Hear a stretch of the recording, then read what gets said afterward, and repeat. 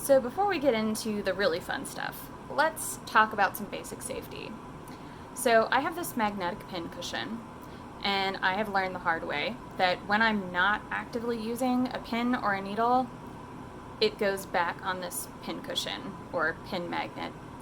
Make sure that when you're not using your pins and needles, they go onto whatever pin cushion or pin magnet you're using.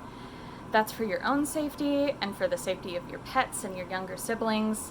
Trust me, I've learned this one from experience. Stepping on and sitting on needles and pins is not fun. I don't recommend it.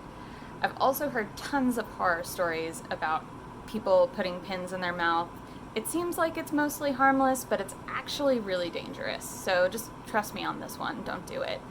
Likewise, as soon as you drop a pin or a needle, make sure you keep your eye on it and pick it up right away. Even the ones with the bright yellow pinheads are super easy to lose. Make sure that you keep your sewing supplies away from your pets and younger siblings. My pets especially always seem interested in what I'm working on, and it's really cute. But it can be really dangerous if a pet swallows thread or, God forbid, something worse.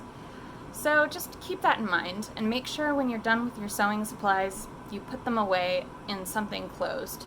Let's get started with some hand sewing basics. For demonstration purposes, I'm going to be using this woven fabric.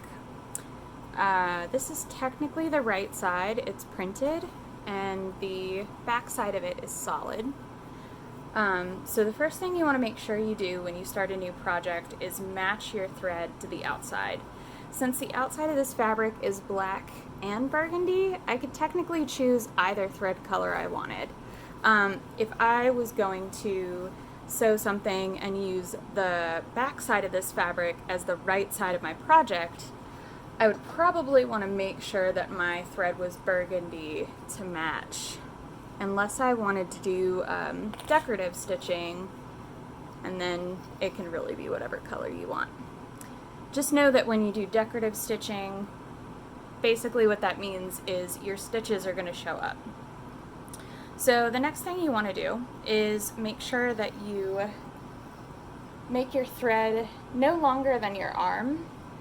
The reason for this, sometimes I go to my other shoulder, but the reason for this is because if your thread gets too long, even when it's doubled up, it's more likely to tangle, and that's just frustrating. Nobody wants to deal with that. So there's a couple ways you can thread a needle. If you're really well practiced and you've got a very steady hand, you can just put the thread right through the needle.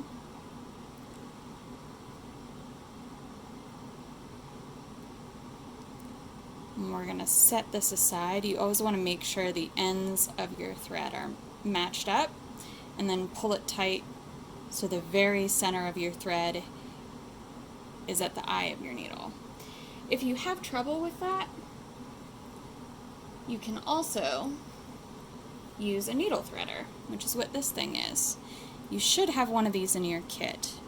So to use a needle threader, you just put the wire part of the needle threader through the eye of your needle.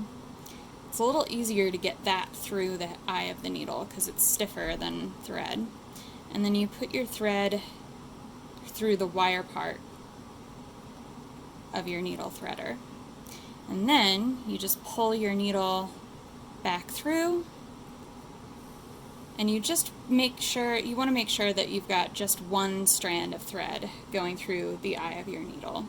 Now usually for most products you'll want to double your thread up, and like I said before, what that means is you just make sure the ends of your thread are even, and then pull it so that the center of your thread is in the eye of your needle. So here's a couple of ways, once you've got your needle threaded, you can knot it. This is my favorite. You pinch the ends of your thread between your index finger and the needle. I'm right-handed, so I like to have the ends of my thread to the right and the working part of my yarn to the left. If you're left-handed, just mirror image all of this, flip it over. So if you're left-handed, it'll be this way. But for now, okay, so that's pinched between my finger and the needle. And I'm just going to take my working thread and loop it around the top part of the needle, and then pull that thread down so it's also pinched between my index finger and the needle. I'm going to do that. I usually do it 2 or 3 times. Okay, so you can see I've got a few loops there. And then what I'm going to do is I'm going to stack all of those loops together. And I'm going to pinch. Those loops will create a knot. So I'm going to pinch what will be my knot. And then I'm going to use my left hand to pull the needle through that knot and then continue to pull until the knot is all the way at the end of my thread. That's one of my favorite little hand sewing tricks. But if that's a little too difficult, if you can't quite get the hang of that, it's also totally fine to just loop the end of your thread with the tail end over the working part and pull it through the loop.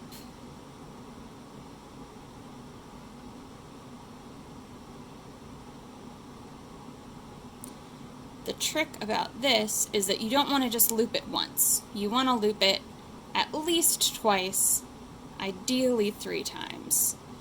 That just makes sure that your knot is really secure. I'm going to do it one more time, and you want all of your knots, if you're doing it this way, to end up on that same little bump.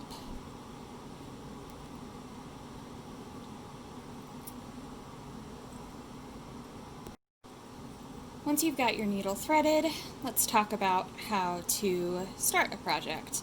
I am actually going to use this really light colored thread so it's easier for y'all to see what I'm doing. And I'll show you that knotting trick one more time. Okay, so pinch the thread between the needle and your index finger and loop it around 2 or 3 times. Then pinch the knot and pull the thread through. Sometimes it's a little difficult at the eye of the needle there because there's a lot going on. Ta-da!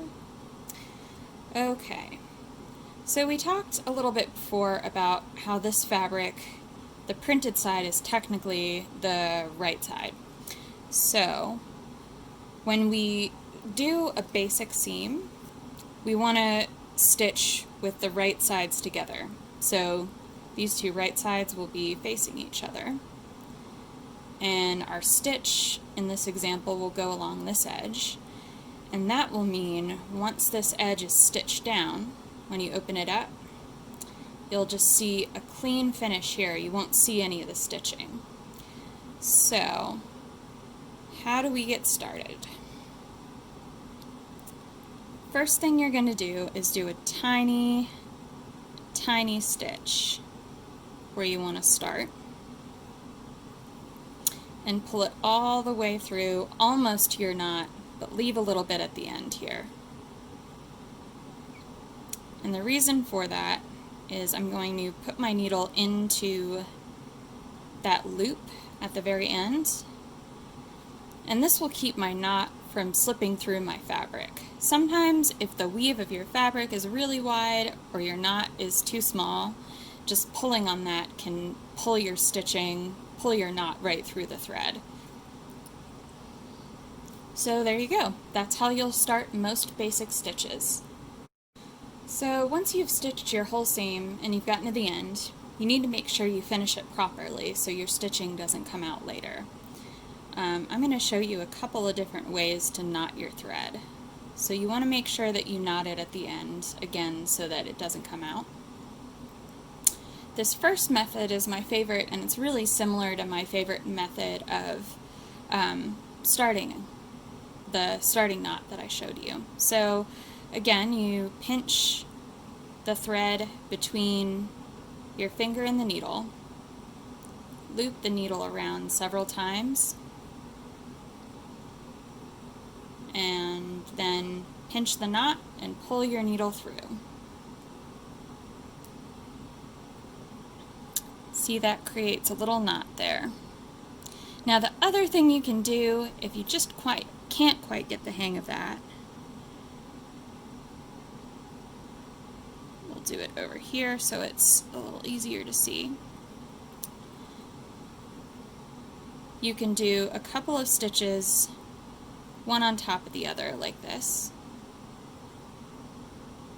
So I usually do 2 or 3 stitches if I'm finishing off this way.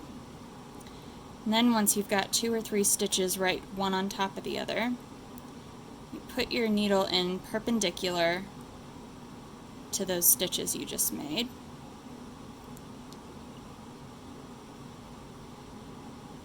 And do another 2 or 3 stitches like that. So that's 2 different ways you can knot off the end of your seam. So before I cut this thread, because my knot's right here and I want to make sure I protect the integrity of my knot, I want to do what's called burying my thread. And that just means stick my needle into the seam allowance in this case. So I don't want to put it over here where it'll show up on the outside of my project. I want to make sure I bury it in the seam allowance, so this won't show. Just insert your needle so it's maybe 1/2 inch away from your knot. Pull it through, and then cut your thread right where it's coming out of the fabric. And that way you don't have any yarn any thread hanging out, and your knot is protected.